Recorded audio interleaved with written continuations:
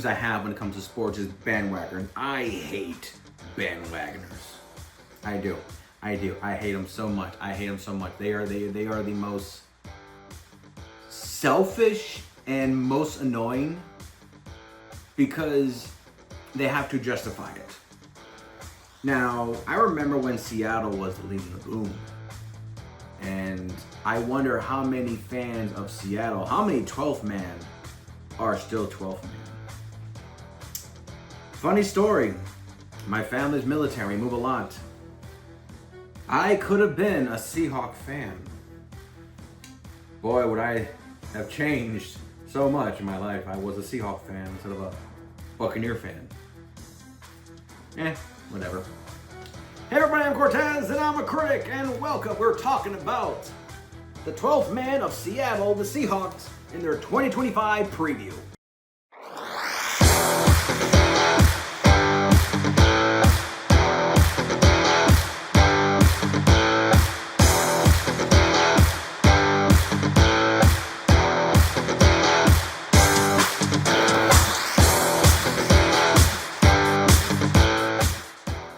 So Seattle, they got Sam Howell. I mean, not Sam Howell. Wrong guy in a lot of videos. Not Sam Howell, it's Sam Darnold. Ugh. Sam. Both 114, both white guys, whatever that says the name Sam. Okay, don't blame me. But Sam Darnold is now the Seahawks. I'm getting a little bit of Matt Flynn vibes when Matt Flynn got signed by the Packers to the Seahawks, and then Russell Wilson came out of nowhere, and then he became, the guy. But Matt Flynn got big bank money, so I don't think he was complaining too much. So to me, moving forward for Seattle, I think they are in rebuild, but they're still competing while rebuilding. I don't know what that entails, but I feel like this season is a litmus test to see how much does it take, how much more time needs to rebuild, and how much they just need to scrap the old parts, because they did a lot of scrapping this offseason. The 3 games to watch for Seattle fans, Week 9 at Washington. You're going against the fresh face of the NFC in Daniels. You guys know what it's like when you guys had Russell Wilson, that fresh face, young, talented quarterback coming in, taking the NFL by storm. And now you are the old man looking in, going, hey, there's no kids. So if you want to at least show by Week 9, by the midway point of the season, to see where you guys stand amongst the playoff teams in the NFC, go to Washington and smack Daniels in the mouth. Prove you guys are so competitive. Prove you guys can fight. Prove that Daniels, as great as he is, he's still a young man. And you guys are old men with mortgages and W-2s to deal with. So to me, prove to everyone and prove to yourselves that Week 9 at Washington is a statement game for you and your confidence. Week 16 versus the Rams. You guys are hosting the Rams. Now, you and the Rams have a weird history.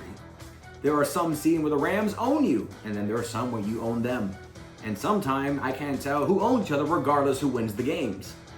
So if you want to prove by the end of the season that you're not going to wait till Week 18 to finally make the playoff spot this time and solidify it, beat your division foes that are also competing for a similar position and beyond. Beat the Rams Week 16, prove that worth.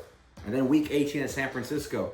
God forbid you guys are back in the same situation where you need to win this game and hopefully 17 other teams do the exact same thing in their favor to help you guys win. This game should be nothing more than just to prove yourself confidently moving to the playoffs, whether it's a wild card spot and you're going on the road or fighting for a division title.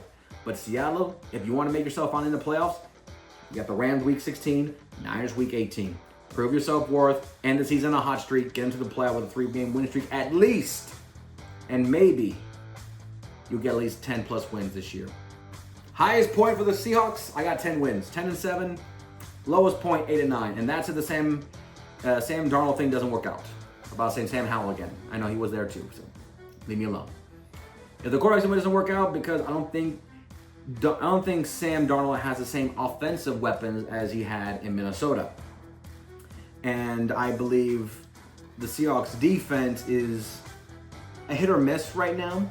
I think there's still a lot of good players in the Seahawks defense, just the functionality is not working out. The dance steps are not matching, but it looks good, but looks can be very deceiving. And for Seattle, you need to be a very balanced attack. That's why, as much as I want to give Sam Darnold the benefit, my MVP candidate is Kenneth Walker III. I still believe the running back power of number 9 is going to be the reason. Yes, I know his injuries has hurt his career, but I feel like when he's healthy and if he can please stay healthy, which has been a Seahawks curse for a long time since Marshawn Lynch. A lot of good running backs have 1 or 2 good games and then they get injured for like 3 or 4. So if Walker can stay healthy, one, will take pressure off Darnold to save the day, even though he's getting paid save the day money. But Walker will definitely slow down the pace of it and definitely make the Seahawks stay in the game more than having to play catch up with big passes. Can Darnold do it? Of course he can. But I'm doing the whole Case Keenum approach. When Case Keenum left Minnesota, nothing happened to him and to the Vikings. So I'm doing the same aspect here. I don't want to put that Sam as a savior. So let's be basic. Verdict for the Seahawks fans, and when in doubt, I say playoff inbound. I believe you guys can get 10 wins and you'll get enough of a tiebreaker, you'll make it. I think you'll finally get to make the playoffs this year. I don't know how, but I feel like you'll make it, but by the skin of your teeth. I really do, but that means you gotta have at least 10 wins. Maybe 11, but I'm gonna say somehow 10 wins, tiebreaker, conference play, percentage of victory, whatever will go in your favor this time, and you'll be in the playoffs. Probably against Philadelphia or Detroit, but at least you made it. That's always a positive. And that's the Seahawks.